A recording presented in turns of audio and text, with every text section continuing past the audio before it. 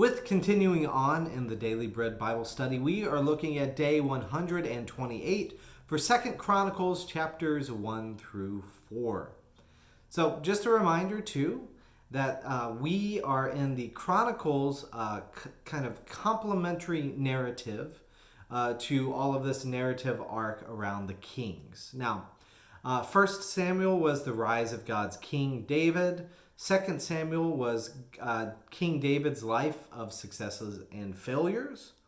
1 Kings was the kingdom's splitting apart.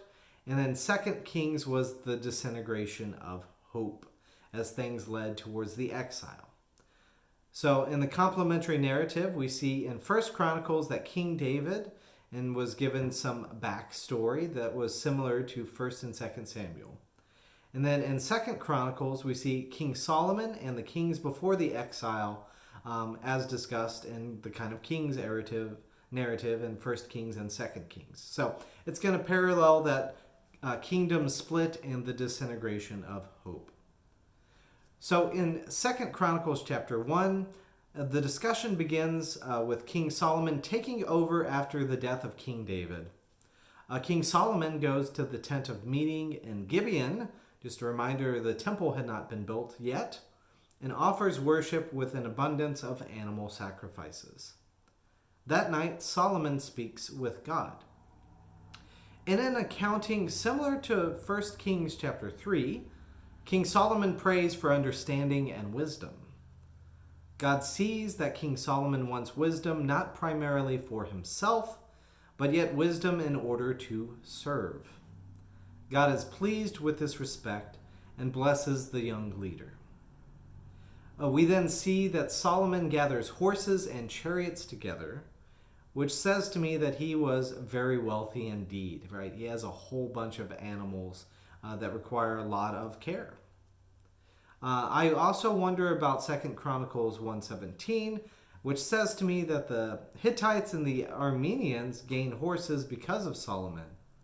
Is that through trade or through plundering Israel? I'm not exactly sure.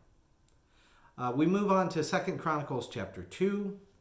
King Solomon then conscripts the people to build a royal palace in the temple of the Lord. King Solomon also reaches out to the king of Tyre named Huram. This is a slight variant of the name Hiram, which is used in 1 Kings 5. And though the name changes a bit, one point of confusion that I had is clarified. So in 1 Kings 7:13, it references that Hiram from Tyre builds the temple. So in 1 Kings 7:13 verse 14, now King Solomon invited and received Hiram from Tyre. He was the son of a widow of the tribe of Naphtali, whose father was a man of Tyre, who had been an artisan in bronze, and he was full of skill, intelligence, and knowledge in working bronze. He came to King Solomon and did all of his work. So my first impression and wondering is that this man was the king of Tyre, and that Solomon was very wealthy to get the king of Tyre himself to build things for him.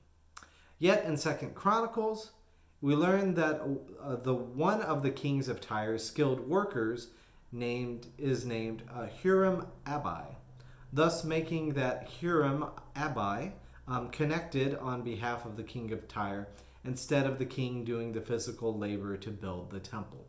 This makes much more sense. Why would a king come over and build the temple necessarily? Who knows? It then also stipulates how King Solomon assigns, right, which is another word for forces the resident aliens to labor to build the temple and his palace.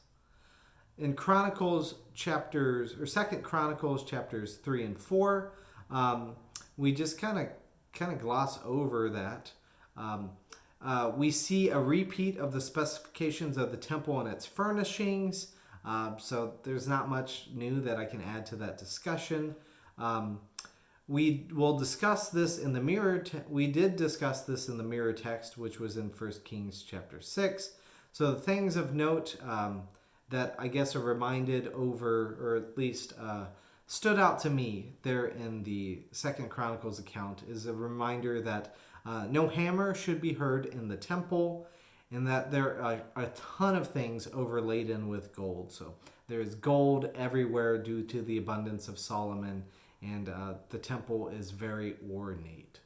So that concludes all of our discussion for today. We will get into chapter 5 through 7 next time.